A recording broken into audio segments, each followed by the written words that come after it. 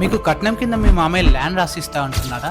అయితే ఈ వీడియో చూడండి. 10 years బ్యాక్ నాకు తెలిసిన ఒక పర్సన్ వాళ్ళ మామయ్య దగ్గర కట్నం కింద 10 acres ల్యాండ్ ని గిఫ్ట్ గా తీసుకున్నాడు. ఆ ల్యాండ్ ని గిఫ్ట్ రిజిస్ట్రేషన్ చేయించుకొని తనకి నచ్చినప్పుడు అమ్ముకోవచ్చు అనుకున్నాడు. కానీ ఇప్పుడు ఆ ల్యాండ్ అమ్ముకోవడానికి బయ్యర్ దగ్గరకు తీసుకెళ్తే షాక్ అయ్యాడు. ఎందుకంటే ఆ బయ్యర్ ఈ ల్యాండ్ ని కొనడం ఇల్లీగల్, నేనే కాదు ఏ బయ్యర్ కూడా కొనడు అని చెప్పాడు. ఈ విషయం వాళ్ళ మామయ్యని అడుగుదామంటే వాళ్ళ మామయ్య 2 years బ్యాక్ చనిపోయారు. ఈ విషయం వాళ్ళ అబ్బాయిలను అడిగితే ఇదంతా మాకు సంబంధం లేదు, ఏదున్నా అప్పుడే చూసుకోవాలి కదా అని అంటున్నారు. మ్యాటర్ ఏంటంటే ఆయన కట్నంగా తీసుకున్న 10 acres land assign land. Assign land అంటే అమ్మడం, కొనడం, గిఫ్ట్ లాగా ఇవ్వడం కంప్లీట్లీ ఇల్లీగల్. కానీ కొంతమంది ల్యాండ్ ని గిఫ్ట్ డీడ్ గా తీసుకొని తర్వాత అవసరం ఉన్నప్పుడు అమ్ముకోవచ్చు అని అనుకుంటారు. కానీ దానికి పేపర్ మీదనే వాల్యూ ఉంటుంది, రియల్ వాల్యూ 0. కట్నం తీసుకోమని చెప్పడం నా ఉద్దేశం కాదు, అది మీ పర్సనల్ మ్యాటర్. కానీ ఏ ల్యాండ్ అయినా కొనే ముందు, అమ్మే ముందు, గిఫ్ట్ లాగా తీసుకునే ముందు ప్రాపర్ ల్యాండ్ వెరిఫికేషన్ అనేది చేసుకోవాలి. ఎలా ఎంక్వైరీ చేసుకోవాలో మీకు తెలియకపోతే కామెంట్ సెక్షన్ లో ఎంక్వైరీ అని టైప్ చేయండి, నేను మీకు హెల్ప్ చేస్తాను.